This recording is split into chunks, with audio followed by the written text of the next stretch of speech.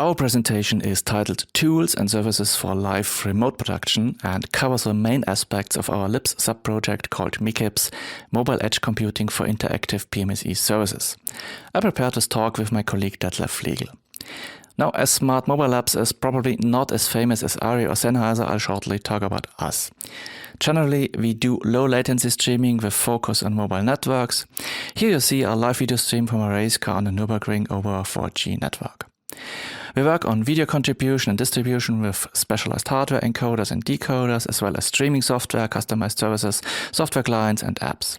Here's an example in the area of public safety. You see a firefighter equipped with a 4G streaming encoder and a camera, and a supervisor can view the scene from the firefighter's perspective, supporting the mission. We install 4G and now also 5G campus networks, like the station for the famous 24-hour Le Mans racetrack. And we also work on mobile edge and cloud computing infrastructure for our services, like in this multi-screen streaming with 4G over our Edge video orchestrator for a basketball game. Now to our work at the LIPS project.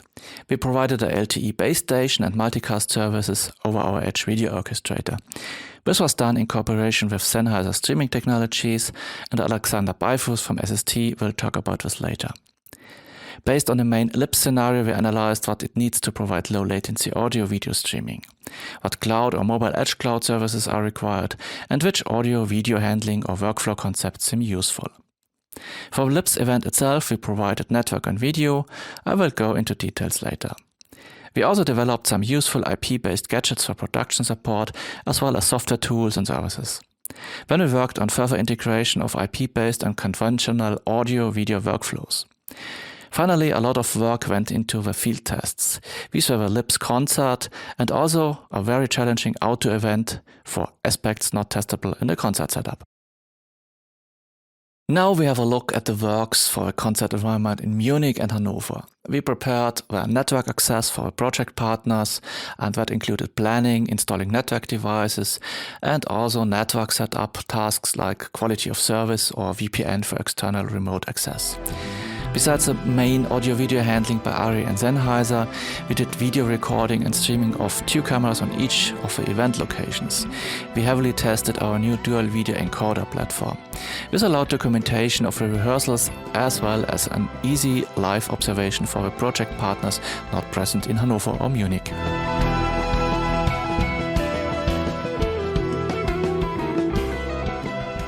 We worked on gadgets, tools and services to expand our existing capabilities for IP-based remote production. It should be noted that we want cost-efficient IP usage, as it only makes sense to replace traditional interfaces like SDI when it reduces costs and efforts. So we target the usage in typical network environments without premium or carrier-grade network infrastructure. Here you see a wireless LAN control interface we have developed for an inexpensive camera gimbal. This is a portable wireless LAN telelight for a camera operator. In combination with a Blackmagic video mixer, you can indicate on-air, preview or other states. We also did software developments for custom off-the-shelf video encoders. Such standard but modifiable hardware products are very important for most of our use cases. Now some words on cloud services. You see the brackets around mobile edge. This is a result of a market development since our project proposal. MEC moves computing resources to the edge of a mobile network, which mainly reduces the network communication latency for the user equipment. But there are still no standard implementations or real business concepts, so I have looked at useful services for generic clouds, including the MEC. That involved topics like service discovery, network and audio-video stream monitoring tools, and processing of video, especially with GPU support.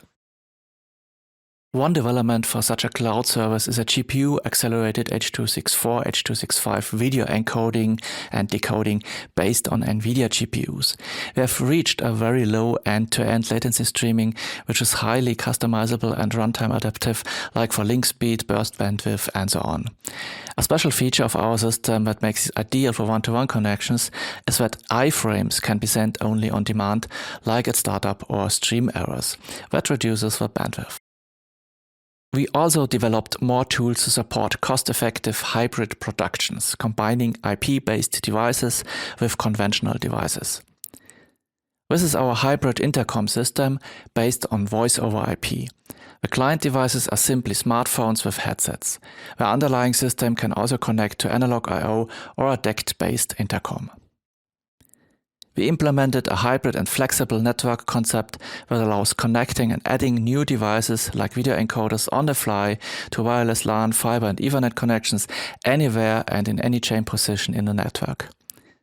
Here's our lab test setup. You will see a real-world usage of this concept in a minute. Also, we put a lot of work in a reliable IP-based contribution with an SDI breakout to a conventional video mixer. These stands rows of tiny connectors at the backside of a PC are the SDI outputs of two Blackmagic Decklink quad cards. They output the video of 8 H.265 streams decoded by a GPU. All these developments were then combined in our second field test, the Jänner Stier 2020. This was the very first full live coverage of a ski mountaineering contest. It took place in February 2020 at the Jänner near the Königssee. As you can see, the racetrack area is spread over 700 meters in height and covers slopes as well as unprepared forest ways. And now we know why we were the first. Such an event coverage is simply not possible with conventional production methods. We had 7 fixed and mobile cameras in the field as well as a drone. Here are some impressions of this production. The whole production was managed and run only by Detlef and me. Due to bad weather, we only had 2 days to set up our full equipment. The actual racetracks and as a consequence the final camera positions were known only 1 day before the race. We were able to use the fiber network of a Jänner Bahn at the middle and top station and installed wireless LAN link antennas pointing to the camera locations.